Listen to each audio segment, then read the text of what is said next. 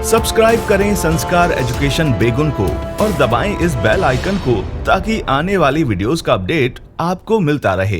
3.2 classification of fibre. Fibre का वर्गीकरण। Ratio को कितने भागों में वर्गीकृत कर सकते हैं, क्लासिफिकेशन कर सकते हैं। Fibre is the basic material of fabric. Fibre रेशे जो होते हैं वो कपड़े का जो एक प्रमुख मूलभूत मटेरियल होता है, सामग्री होती है। प्रमुख सामग्री ही फाइबर होती है। कपड़ा को बनाने के लिए सबसे प्रमुख सामग्री क्या हो गई, फाइबर हो गई। अगर फाइबर नहीं होगा तो यार्न नहीं बन पाएगा, और यार्न नहीं होगा तो फैब्रिक नहीं बन पाएगा। तो फैब्रिक के लिए सबसे इम्पोर्टेंट मटेरियल कौन सा है, फाइबर। अगर फाइबर है तो यार्न बनेगा, और यार्न है तो फैब्रिक भी तैयार हो जाएगा। There are two main sources of fibre. Fibre को प्राप्त करने के प्रमुख दो स्रोत हैं। फाइबर हमें दो स्रोतों से मिलकर प्राप्त होता है, दो स्रोतों से हमें फाइबर प्राप्त हो जाता है। Plant and animal. एक तो प्लांट से हमें फाइबर मिलता है, रेशा मिलता है, और एक एनिमल से हमें फाइबर मिलता है। ऑल्सो इसके साथ ही fibres can also be made from chemical substance. Fibre हमें एक तो प्लांट और एनिमल से तो मिल ही रहा है, इसके साथ ही हमें फाइबर किससे मिलता है, केमिकल सब्सटेंसेस से भी मिलकर बनता है। थस इसीलिए fibre are mainly of two types. Fibres सामान्यतः कितने प्रकार के होते हैं, प्रमुख रूप से दो प्रकार के होते हैं। फर्स्ट आता है नेचुरल फाइबर एंड सेकंड आता है सिंथेटिक फाइबर। नेचुरल फाइबर होता है एक तो, और एक सिंथेटिक फाइबर्स होते हैं। फाइबर कितने प्रकार के होते हैं, दो प्रकार के होते हैं। फर्स्ट आता है नेचुरल फाइबर और सेकंड आता है सिंथेटिक फाइबर। जैसे ये डायग्राम में बता रखा है कि फाइबर्स के दो पार्ट होते हैं, एक तो नेचुरल होता है और एक सिंथेटिक होता है। नेचुरल तो वो होता है जो हमें नेचर से प्राप्त होता है, और सिंथेटिक वो होता है जो हमें केमिकल सब्सटेंसेस से मिलकर बना होता है। तो नेचुरल फाइबर्स के दो पार्ट है, वापस प्लांट सोर्सेज और एनिमल सोर्सेज। नेचुरल में तो एक तो हमें प्लांट से रेशे प्राप्त हो रहे हैं, और एनिमल से एनिमल से हमें रेशे प्राप्त हो रहे हैं, फाइबर प्राप्त हो रहा है। The fibers which we obtained from natural sources like plant and animals are called natural fibers. The fibers वो रेशे which we obtained जो हमें प्राप्त होते हैं from natural sources प्राकृतिक स्रोतों से हमें जो प्राप्त होते हैं, जो रेशे प्राप्त होते हैं वो क्या कहलाते हैं, लाइक प्लांट एंड एनिमल। जैसे कि प्लांट से प्राप्त हो रहे हो या फिर एनिमल से प्राप्त हो रहे हो, आर कॉल्ड नेचुरल फाइबर्स। वो नेचुरल फाइबर्स कहलाते हैं। Examples of natural fibres are. Natural fibres के कुछ एग्जाम्पल्स दिए हैं। कॉटन, कॉटन भी हमें नेचर से प्राप्त होता है, प्लांट्स लगते हैं ना उसके। सिल्क, वूल, फ्लैक्स एक्सेट्रा, ये क्या है, नेचुरल फाइबर्स हैं। Cotton, flax and jute are obtained from plant. Cotton हमें प्लांट से मिलता है, फ्लैक्स भी हमें प्लांट से मिलता है, और जूट भी हमें प्लांट से मिलता है। सिल्क हमें नेचर से, ये एनिमल से मिलता है। वूल भी हमें एनिमल से मिलता है। Silk and wool are obtained from animal. Silk और वूल किससे मिलता है, हमें एनिमल से मिलता है। Silk fibre is obtained from cocoon of silk worm. एक सिल्क वॉर्म नाम का एक कीड़ा होता है, जिससे कि कोकून से क्या मिलता है, हमें सिल्क फाइबर। सिल्क का फाइबर हमें, सिल्क का रेशा हमें किससे मिलता है, सिल्क वॉर्म नाम का एक कीड़ा होता है, उसके कोकून से, उसकी कोशिकाएं जो होती है उससे हमें क्या मिलता है, सिल्क का फाइबर मिलता है। सिल्क फाइबर कहाँ से मिलता है हमें, सिल्क वॉर्म के कोकून से मिलता है। सिल्क वॉर्म एक कीड़ा होता है जिसके कोकून से हमें क्या मिलता है, सिल्क का फाइबर मिलता है। और वूल हमें गोट से मिलती है। ऊन किससे मिलती है, गोट से, भेड़ से, गोट क्या, शिप से मिलती है, सॉरी कहाँ से मिलती है, हमें शिप से मिलती है। ऊन हमें शिप से मिलती है।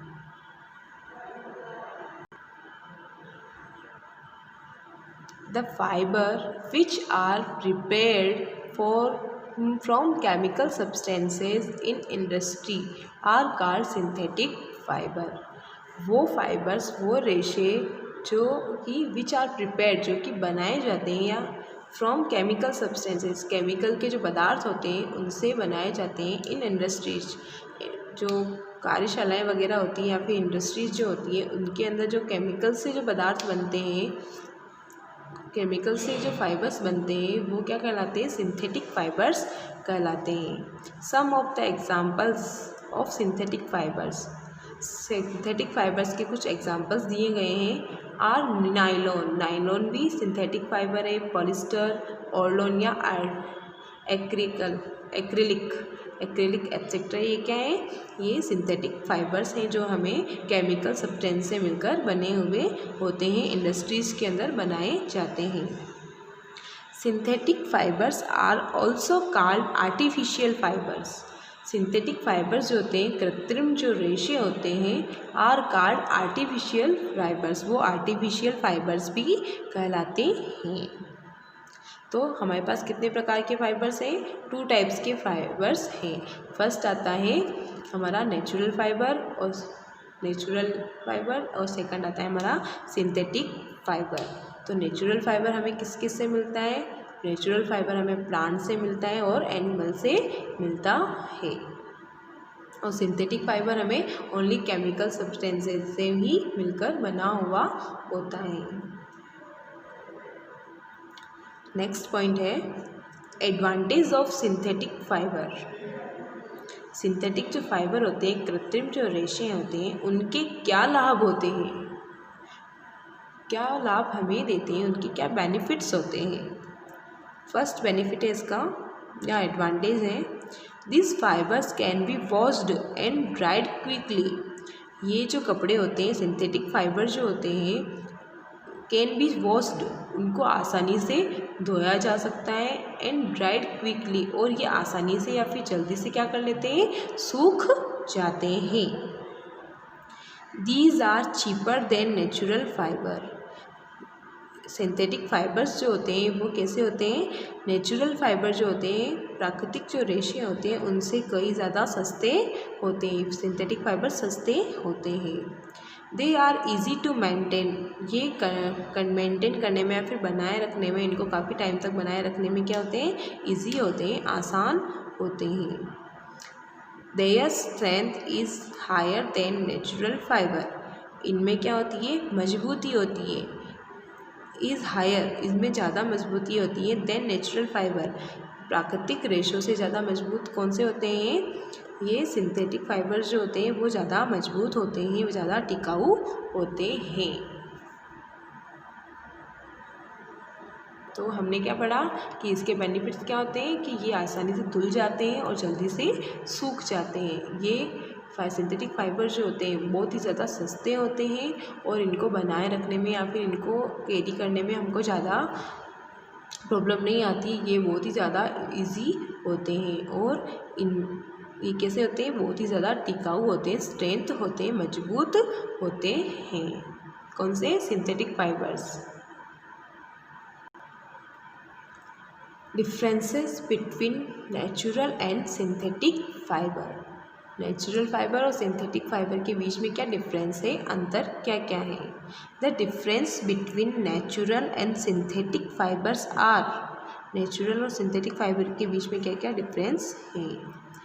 तो नेचुरल फाइबर है और इधर सिंथेटिक फाइबर्स हैं।